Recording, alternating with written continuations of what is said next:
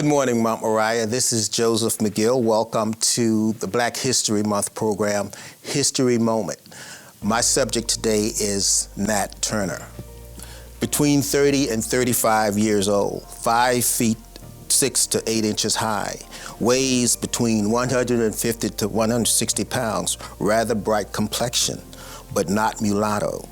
Broad-shouldered, large flat nose, large eyes, broad flat feet, rather knock-kneed, walks brisk and active. Hair on the top of his head very thin, no beard except on the upper lip and tip of the chin. A scar on the top of his temple, also one on his back and one at the top of his neck.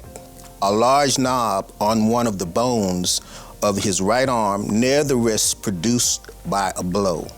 A $500 reward was offered for his capture.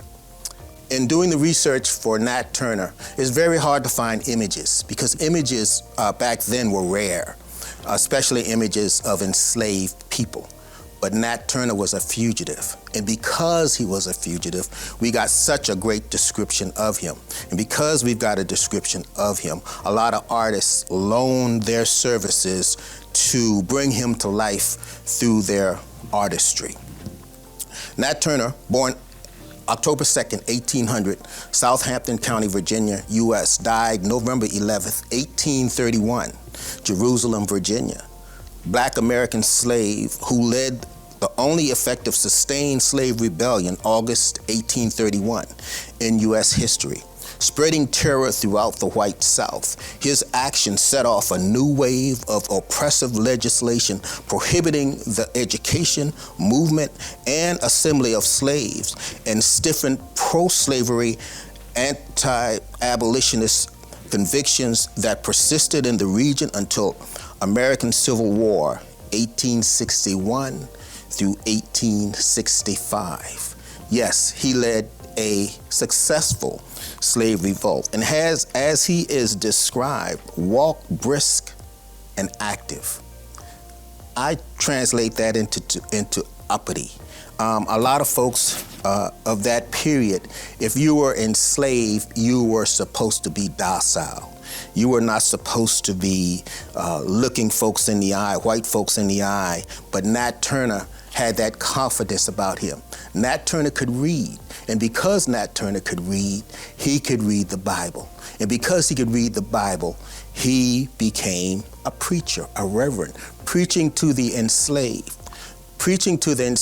those elements of the Bible that they would not normally hear if indeed they got the opportunity to worship and not hearing these same Bible verses from a white person or a white reverend. Nat Turner was that person giving them that information from the Bible, preaching to them.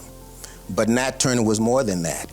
Nat Turner was indeed a person who knew that he was being wronged.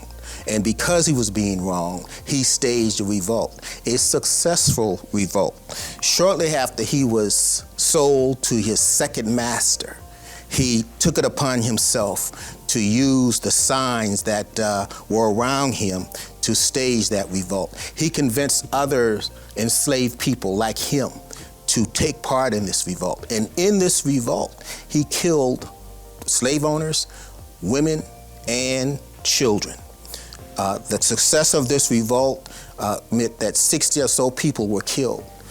2 nights of revolting, they were interfered with, they were captured. And because they were captured, Nat Turner had the opportunity to surrender, but he didn't.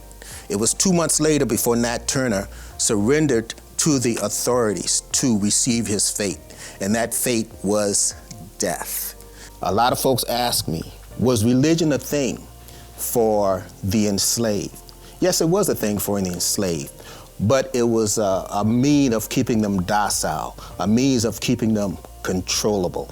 And Nat Turner saw through all this. And because Nat Turner saw through it all is why he led his revolt.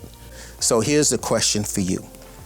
If you were a person of that period, would you be in Nat Turner's camp or would you not? That is the question.